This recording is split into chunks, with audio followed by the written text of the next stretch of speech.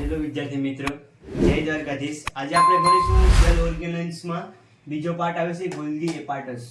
તો ગોલ્ગી એપાર્ટસ છે તો તેના વિશે કોને માહિતી આપી હતી તેના વિશે આપણે આજે વાત કરીશું.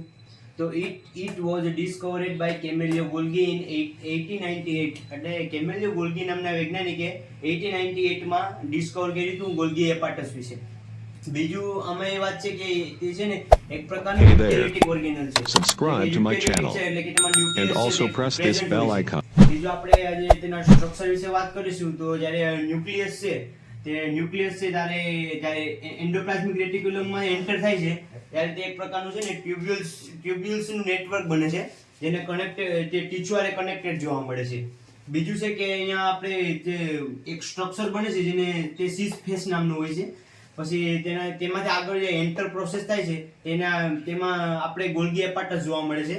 આપણે ગોલ્ગી એપાર્ટસ આ સ્ટ્રક્ચર જે બને છે જેને ગોલ્ગી એપાર્ટસ તરીકે ઓળખવામાં આવે છે. તો ગોલ્ગી એપાર્ટસ છે તે એક પ્રકારની સપટી થેલી જોવા મળે છે, ફ્લેટેન ઇન શેપ, એટલે કે એક પ્રકારનું ફ્લેટેન ઇન શેપ જોવા મળે છે જેને આપણે સિસ્ટરની તરીકે ઓળખવામાં આવે છે, જેને સિસ્ટરની કહેવામાં આવે છે. પછી અહીંયા આપણે જોઈએ કે એક પ્રકારના જે તે ગોળ રાઉન્ડ જોવા મળે છે જે રાઉન્ડ શેપનું છે જેને વેસિકલ્સ કહેવામાં આવે છે. વેસિકલ્સ એક પ્રકારનું છે તેમાં એન્ઝાઇમ, પ્રોટીન, લિપિડ્સ એ બધા હોય છે જેને એન્ઝાઇમ તરીકે ઓળખવામાં આવે છે.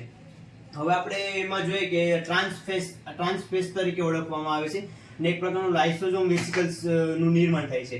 પછી આપણે વાત કરીશું કોમ્પોઝિશન. કોમ્પોઝિશન છે કે એક પ્રકારનું પ્રોટીન, લિપિડ અને એન્ઝાઇમ, એટલે કે ત્રણ પ્રકારનામાં છે ને એન્ઝાઇમ, પ્રોટીન, લિપિડ અને એન્ઝાઇમ એ ત્રણેય પ્રેઝન્ટ હોય છે. બીજું છે કે ગોલ્જી બોડી છે તે કોના દ્વારા બને છે. તો પહેલા આપણે વાત કરીશું કે ગોલ્જી બોડી અને પ્લસ વેસિકલ, એટલે કે ગોલ્જી બોડી ને પ્લસ વેસિકલ નું વિશે પ્રક્રિયા થઈ અને ગોલ્ગી એપાર્ટસ નું નિર્માણ થાય છે. અને આ ગોલ્ગી બોડી છે એક પ્રકારનું contained by stack and flatten and shake in shape, એટલે કે એક પ્રકારનું સ્ટોક અને ફ્લેટેન શેપ નું જોવા મળે છે અને શેક શેપ નું જોવા મળે છે. A few moments later.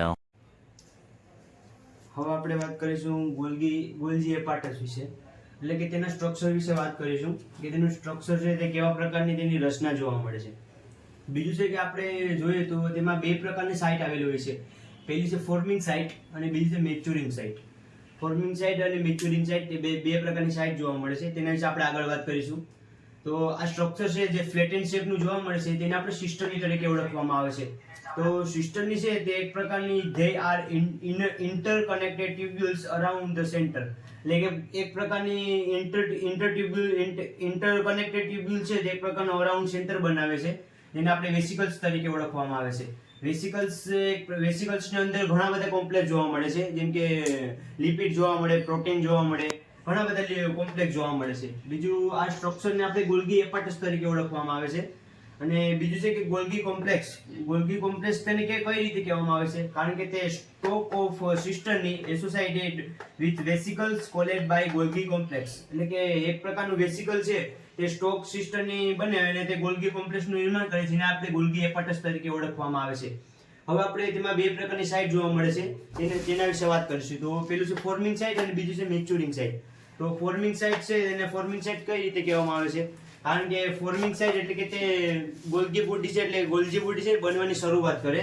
અને બીજું છે મેચ્યોરિંગ સાઇટ, એટલે કે ગોલ્જી બોડી છે તે એક પ્રકારની જૂના સેલ થઈ જાય, એટલે કે તે ફરી આગળ ગોલ્જી બોડીનું નિર્માણ કરતા નથી.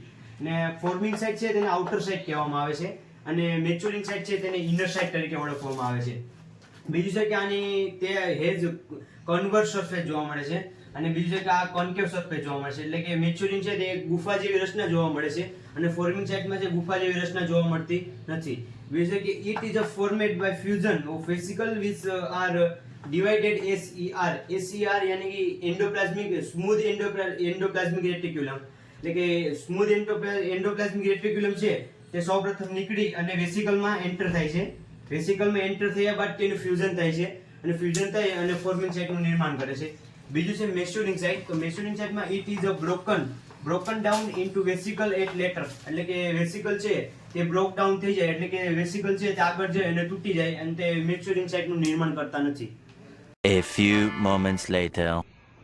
હવે આપણે વાત કરશું ગોલ્ગી એપાર્ટસનો રોલ કે તેનો આપણા શરીરમાં છે તે ફાયદો ક્યાં ક્યાં છે.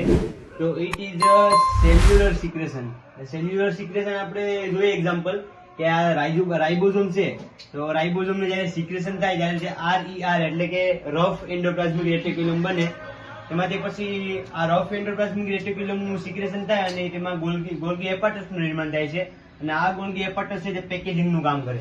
પેકેજિંગ છે કે પેકેજિંગ એક પ્રકારનું કામ કરે છે અને તે ગોલ્ગી એપાર્ટસ નું નિર્માણ કરે છે. એમાં આપણે એક્ઝામ્પલ જોઈએ કે આપણા શરીરમાં પેન્ક્રિયાસ છે, તે પેન્ક્રિએટિક ગ્રેન્યુલ્સ નું નિર્માણ કરે છે, જે પેન્ક્રિયામાંથી સિક્રીઝ થાય છે. એ કન્ટેન્ટ ઓફ એન્ઝાઇમ એટલે કે એન્ઝાઇમ નું કન્ટેન્ટ કરે.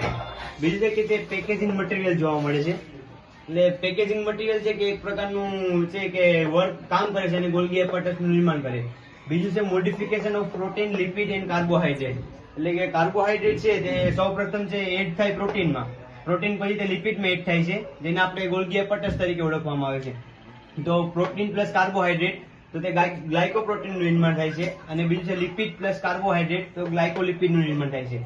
હવે આપણે એના ફંક્શન જોઈતું તો ફંક્શન છે ટ્રાન્સપોર્ટેશન કેમ કહેવામાં આવે છે? કારણ કે તે કાર્બોહાઈડ્રેટ છે તે પ્રોટીનમાં એડ થાય છે અને પ્રોટીન પછી લિપિડમાં એડ થાય છે, તેને ગોલ્ગી એપાર્ટસ તરીકે ઓળખવામાં આવે છે.